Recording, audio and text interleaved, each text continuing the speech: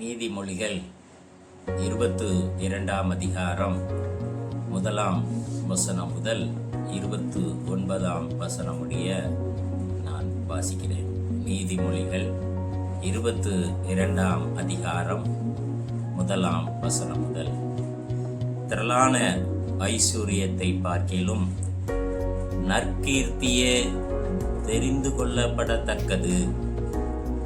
பொன் வெள்ளியை பார்க்கிலும் தயையே நலம்.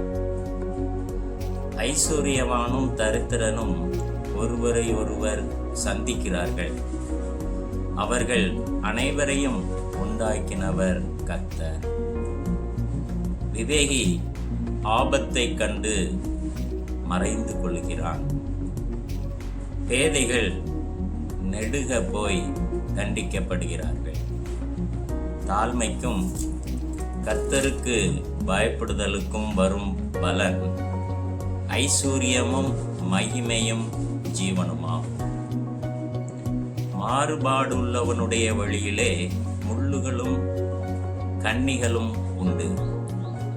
தன் ஆத்மாவை காக்கிறவன் அவைகளுக்கு தூரமாய் விலகி போவான். பிள்ளையானவன் நடக்க வேண்டிய வழியிலே அவனை நடத்து. அவன் முதிர் வயதிலும் அதை விடாதிருப்பான். ஐஸ்வர்யவான் தரித்திரனை ஆளுகிறான். கடன் வாங்கினவன் கடன் கொடுத்தவனுக்கு அடிமை. அநியாயத்தை விதைக்கிறவன் வருத்தத்தை அறுப்பான். அவன் உக்கிரத்தின் விலாறு ஒளியும். கருணை கண்ணன் ஆசீர்வதிக்கப்படுவான். தன் ஆகாரத்தில் தரித்திரருக்கு கொடுக்கிறான். பரியாசக்காரனை துரத்திவிடு, அப்பொழுது வாது நீங்கும். விரோதமும் அவமானமும் ஒளியும். சுத்த இருதயத்தை விரும்புகிறவனுடைய உதடுகள் இனிமையானவைகள். ராஜா அவனுக்கு சிநேகிதனாவான். கர்த்தருடைய கண்கள் ஞானத்தை காக்கும். துரோகிகளின் வார்த்தைகளையோ அவர் தாறுமாறாக்குகிறார். வெளியிலே சிங்கம், வீதியிலே கொலை உண்பேன் என்று சோம்பேறி சொல்லுவான். பரஸ்திரியின் வாய் ஆழமான படுகுழி. கர்த்தருடைய கோபத்திற்கு ஏதுவானவன் அதிலே விழுவான். பிள்ளையின் நெஞ்சில் மதியினம் ஒட்டியிருக்கும். அதை தண்டனையின் பிரம்பு அவனை விட்டு அகற்றும். தனக்கு அதிகம் உண்டாக தரித்திரனை ஒடுக்குகிறவன் தனக்கு குறைச்சல் உண்டாகவே ஐஸ்வர்யவானுக்கு கொடுப்பான். உன் செவியை சாய்த்து ஞானிகளுடைய வார்த்தைகளை கேட்டு என் போதகத்தை உன் இருதயத்தில் வை.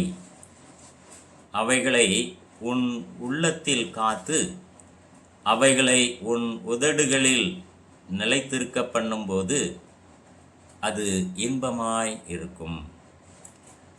உன் நம்பிக்கை கர்த்தர் மேல் இருக்கும்படி இன்றைய தினம் அவைகளை உனக்கு தெரியப்படுத்துகிறேன். சத்திய வார்த்தைகளின் யதார்த்தத்தை நான் உனக்கு தெரிவிக்கும்படிக்கும் நீ உன்னை அனுப்பினவர்களுக்கு சத்திய வார்த்தைகளை மறுமொழியாக சொல்லும்படிக்கும்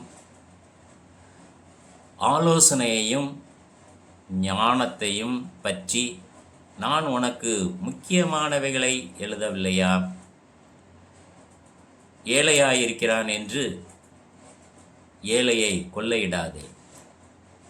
சிறுமையானவனை நியாயஸ்தலத்தில் உபத்திரவப்படுத்தாதே. கர்த்தர் அவர்களுக்காக வழக்காடி அவர்களை கொள்ளையிடுகிறவர்களுடைய பிராணனை கொள்ளையிடுவார். கோபக்காரனுக்கு தோழனாகாதே. உக்கிரமுள்ள மனுஷனோடே நடவாதே. அப்படி செய்தால் நீ அவனுடைய வழிகளை கற்றுக்கொண்டு உன் ஆத்மாவுக்கு கண்ணியை வருவிப்பாய். கையெடுத்து உடன்பட்டு கடனுக்காக பிணைப்படுகிறவர்களில் ஒருவனாகாதே. செலுத்த உனக்கு ஒன்றும் இல்லாதிருந்தால் நீ படுத்திருக்கும் படுக்கையையும் அவன் எடுத்துக்கொள்ள வேண்டியதாகுமே. உன் பிதாக்கள் நாட்டின பூர்வ எல்லைக்குறியை மாற்றாதே. தன் வேலையில் இருக்கிறவனை நீ கண்டால் அவன் நீசருக்கு முன்பாக நில்லாமல் ராஜாக்களுக்கு முன்பாக நிற்பான்.